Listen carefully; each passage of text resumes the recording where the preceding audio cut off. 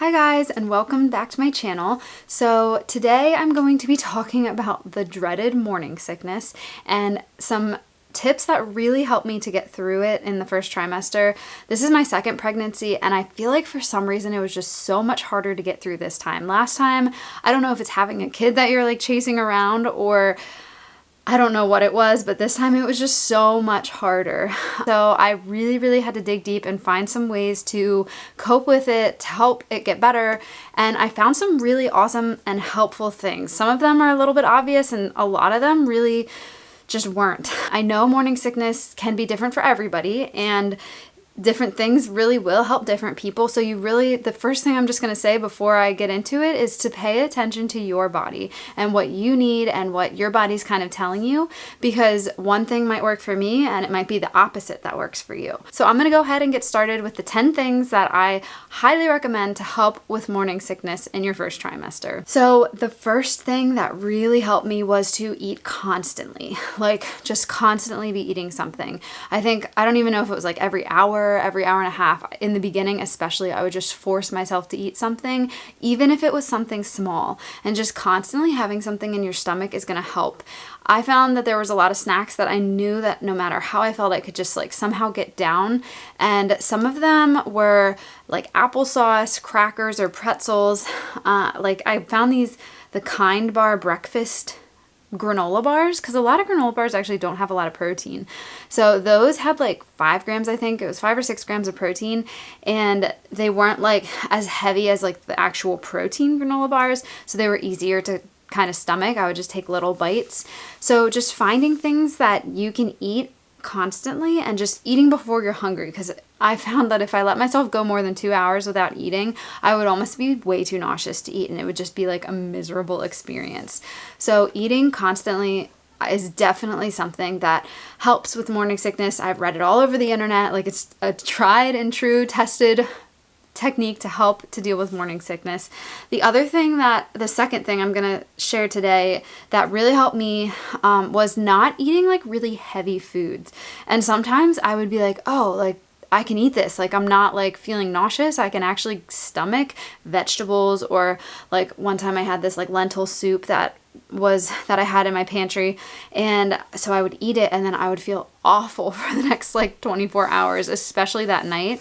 So eating things like carbs and proteins were really helpful. So I would eat a lot of like, crackers with peanut butter, or I found apples were pretty easy for me, just simple things. So usually like when I had that lentil soup and then I felt awful for like the next day, I just ate like noodles and boiled vegetables, like very simple, like boiled zucchini, very simple things, and it just kind of helped me get through it. So keeping it as simple as you can, even if you can stomach things, try it. If you want to try it, by all means, eat the veggies, but even like salads, like eating a heavy salad, I would just feel so much more nauseous that night. So trying to keep it simple, eating a lot of carbs and protein, and you will get through it, and you will be able to eat more vegetables and get back to like healthy eating. I know it's something we had tried to start incorporating a lot more meatless meals into our diet. So we were using a lot more beans and lentils and quinoa, and I love those things, but I could not eat them in this first trimester. So yeah, that was something that I found that helped me. In the beginning, I think there was like a 2-week stretch where all I could really get myself to eat was mac and cheese. So I bought the Annie's boxed mac and cheese, which I know is not the best to eat constantly,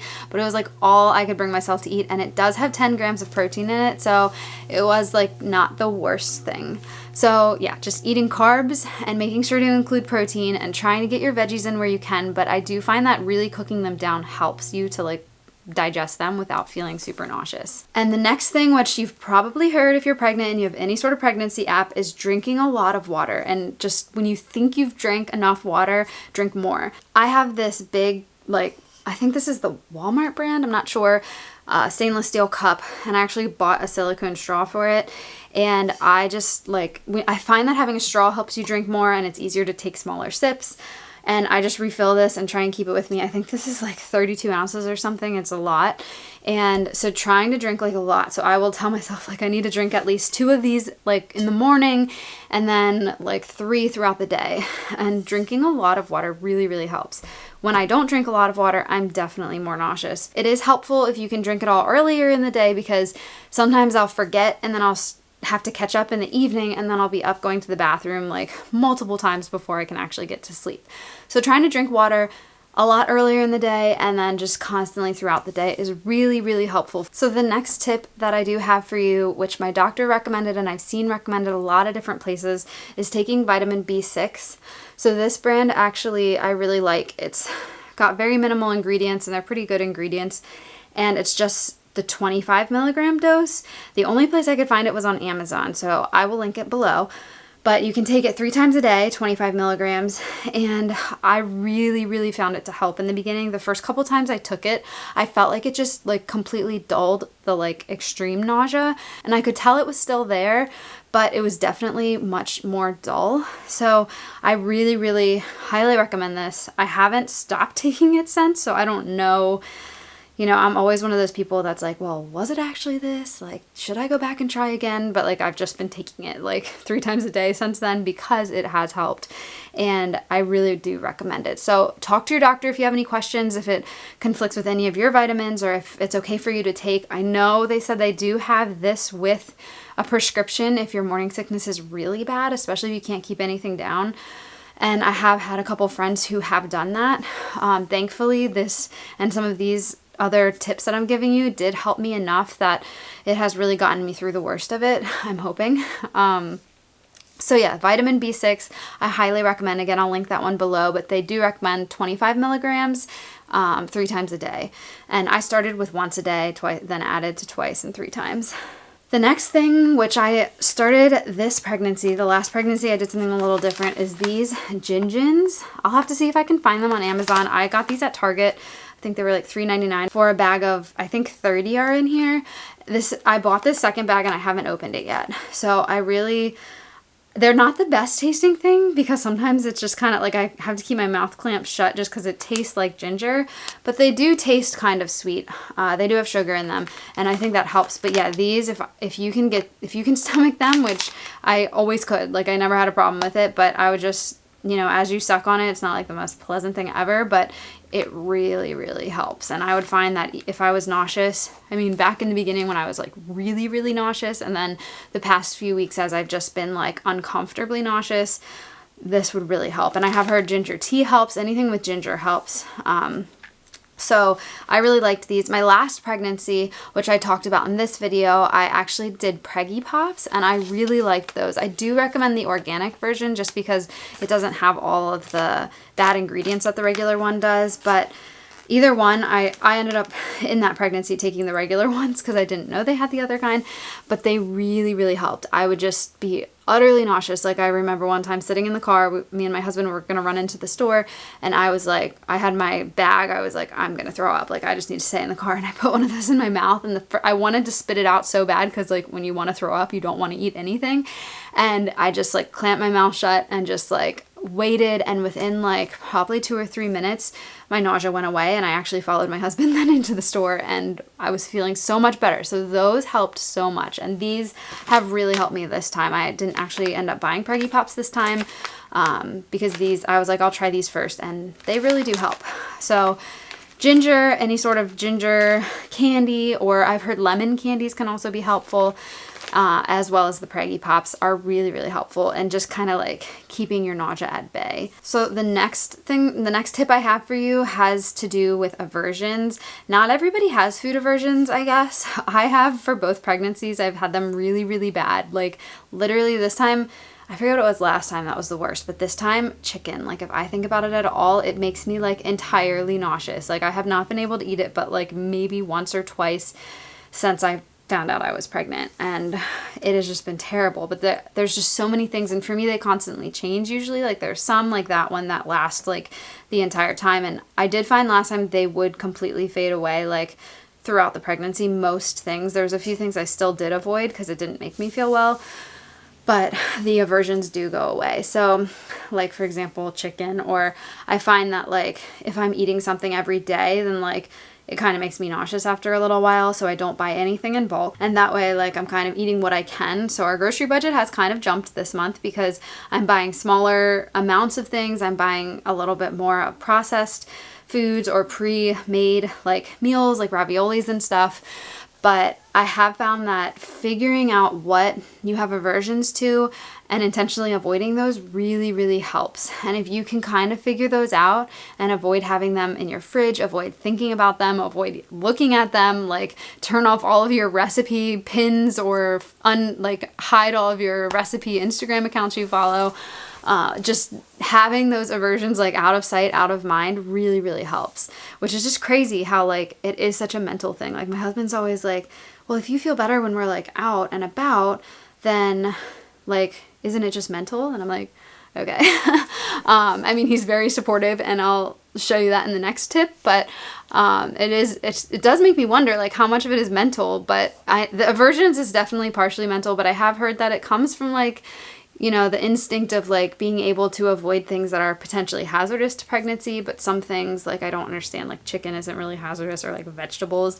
So I don't really understand it, but aversions and avoiding them. So that is definitely huge to helping you keep your morning sickness and nausea at bay. And I keep seeing in my apps that pop up, like, you know, they theorize that a lot of morning sickness is actually caused by aversions or the smells, because that sense of smell gets so crazy. I actually have like aversions to non-food items too that make me really nauseous. And I find like last time it was lavender, and I was using a lot of lavender products when I got pregnant. So I don't know if this is how it works, but I was using a lot of lavender products. Then I got pregnant and suddenly the smell of lavender made me so nauseous and just like feel terrible. And so I totally cut it out. And I think it got a little better as the pregnancy did progress. This time it's the smell of cast iron soap, which doesn't have much of a smell, but I was using a lot of that. We use it for our little guy for like bath time, and we actually ran out of soap, so my husband was using it, and sometimes we use it for like hand soap. So we do use it quite a bit. And now that I've become pregnant, like the smell of it, like I can smell it on my hands like a day later. Like it's just like overwhelming to me and I just cannot stand it. So I've outlawed that in our house, and that helps. Like it just makes me very nauseous. So non-food items, I guess, can also cause aversions. So just, yeah, find your aversions and avoid them. The next tip that I'll give you is to have other people cook for you at any time that you can. My husband has been an amazing and supportive helper around the house with all the things that, I mean, being pregnant with a 1.5-year-old is a lot harder than being pregnant with no children, in my opinion. And so I'm constantly needing help, and needing help especially with cooking. I think that makes it so hard with the aversions, is I have to cook for him all day long, for my 1.5-year-old. And so my husband will come home and I've pretty much made dinner like a couple of times this entire like beginning of pregnancy. My husband has been making a lot of dinners, which has been so helpful. And I find that when we go away, like to other people's houses and they make dinner, we actually went on vacation with some friends, and you know, almost every meal was made for you because you all take turns with meals. And when someone else would make the meal and set it before me, like I could eat it. Whatever it was, I could eat it. But if I have to think about what I'm making, prepare the food, and then like sit down and eat it, like I can't eat it. Like I literally just can't even stomach it. So it is really helpful if you can have other people make meals. I did find kind of a hack for that when you don't have other people to make you meals, or you don't have time for that, is to buy like pre-made meals, and not entirely pre-made. I did try to like find healthier ones. Like at Costco, they have a lot of like organic options and just healthier, like minimal ingredients pre-made meals. Like I said, the ravioli, or they have like meatballs that you can get. We actually got stuffed peppers from there, which sounds really terrible, but I actually was able to eat them.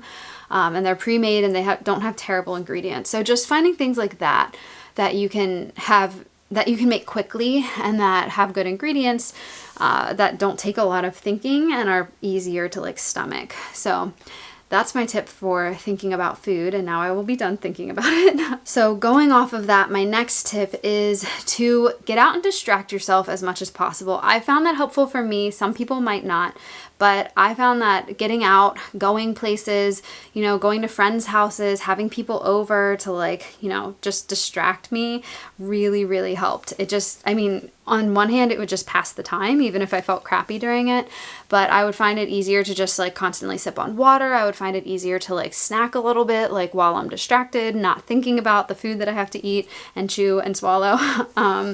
but just finding things to do and things that aren't super like exhausting. Like if I took a really long walk, then I would feel terrible after that. Or if I was just like busy like all day and didn't have time to rest at all, that wasn't helpful. But I found that finding something for a few hours in the morning or in the evenings was really, really helpful to deal with that nausea and to get through the worst of it. There were a few moments where I was like out somewhere or at someone's house and I really thought I was going to throw up there. And I did make it through without throwing up like anywhere like that. So that was definitely a huge, like, I'm very grateful for that, because that would be miserable. So I did have a few moments where I was like, wow, I really wish I was at home right now. But ultimately, it was really nice to have that distraction. So that's something that helped me. I know some people it might not help, but in any sort of pain that I have, like, distractions really help me. So, you know, in the evenings, I did watch a lot more TV than I normally do, just because it helps me to, like, get through that awful nauseous feeling. The next thing that I really recommend is sleep. Like, I am not a sleep person. I mean, I need sleep, and I know I need a good night's sleep, but I hate naps. I hate taking naps. I don't like sleeping in. I do like getting up early because I like the mornings. So I'm not like someone who's like, I just want to sleep all day. Like, I could nap anytime. I value sleep, but I don't love it, which I know sounds crazy, I'm sure, especially as a mom. But I ended up starting to take a nap, which I'm very grateful that I'm home with my little guy, so I could nap when he naps. And like I said, I hate taking naps. It usually takes me forever to fall asleep. But since I found out I was pregnant, I started napping when he naps, and that really helps me. The days that I've missed it, I just feel so terrible. So napping if you can, and then also just like trying to get quality sleep. Like normally our bedtime would stretch later into the evening because, you know, our little guy's bedtime was getting later as he's gotten a little bit older. And then we still wanted our time in the evenings, but we had to clean up first. And then we wanted time to like watch a show or talk or, you know, sit outside or something. And so our nights would get late. But since I found out I'm pregnant, I've been really adamant about trying to get to bed within the 9 o'clock hour. And then I have set my alarm for a little bit later. I still leave a little bit of time because that's really important to me before he wakes up, our little guy wakes up, but I really try to like get more sleep. So I've been trying to get solid sleep, and I have found that the nights that I don't, I do feel so much worse. So sleep is so important, and if you can at all costs, try and get a good night's sleep, and if it's possible to take a nap or even just rest a little bit. I've started listening to audiobooks because I normally have migraines when I'm pregnant, so I had a migraine and a couple other like silent migraines this time actually, and you can't really watch TV, you can't really do anything, so I actually was listening to an audiobook, and I've done that ever since, and that really helps me to like slow my mind down. I'll listen to like 5 or 10 minutes and then like take a nap, or sometimes just listen to it and just rest. So that's really, really helpful. Sleep is really, really helpful. So if you can, at all costs, get sleep. And then the last thing I want to talk about is vitamins, because this is something that I've struggled with so much because vitamins hurt your stomach. So I started out last time with this Garden of Life, My Kind Organics prenatal, and I do love it. This is definitely my favorite. It's a whole food vitamin. It has just like whole food ingredients. That's where all the vitamins come from. It's a lot easier on your stomach. You take 3 a day. So last time I took them breakfast, lunch, and dinner. And this time I think I was doing like lunch and then 2 at dinner or something because breakfast was tough.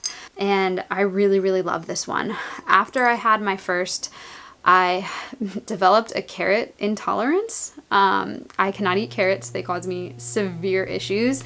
So, and these have carrots in them. It's probably a minimal amount. So this time I started with trying to take them, and then with all the issues I was having a lot of digestive issues on top of the nausea. I just figured, you know what, maybe I should just like not, I mean, I took this whole, there's probably like 4 left in here. But I was like, maybe I'll try some different ones. I tried the Smarty Pants, which I really, really like. They taste amazing. They're like delicious gummies, but they have probiotics and a bunch of others. They also have carrot for color. Everything has carrots. But I do really like those as well, the Smarty Pants gummies. I'll link all these below because I have looked into them and I really like these 3 brands. But yeah, this one I highly recommend if you don't have an intolerance to any of the foods in it. It has folate and it has iron, so it has a lot of really good stuff. It does not have the DHA, so you do have to take that separately. but most whole food vitamins actually don't. I'm pretty sure the Smarty Pants does. I have that in the cabinet. I didn't bring it in here. So this one I highly recommend, but the one I actually ended up taking now, this Mary Ruth's prenatal. So I was afraid because it's a liquid and it's flavored, and I was like, I'm feeling nauseous. Am I going to be able to stomach it? I get a little medicine cup, and the amount you need to take is actually a little bit more than the cup, so I do 2 little swigs of it. And honestly, it's not bad. I haven't had a problem with it, and I'm very sensitive to that kind of stuff. So I really like it.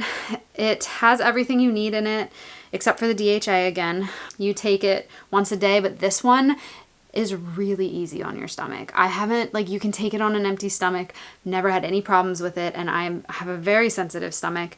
And I mean, you can put it in things like smoothies. I think it even says you can put it in smoothies, you can put it in juice. I've heard people do. I tried it in a smoothie, but I realized it's just pretty easy to take plain. So I've been taking this one and I really like it.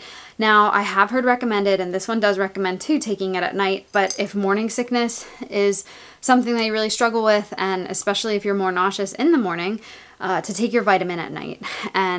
Or for me, I just found, like, once I have, like, gotten through the beginning part of the day, because mine was always worse in the morning. So I would, like I said, when I was taking these, I would take them at lunch and dinner.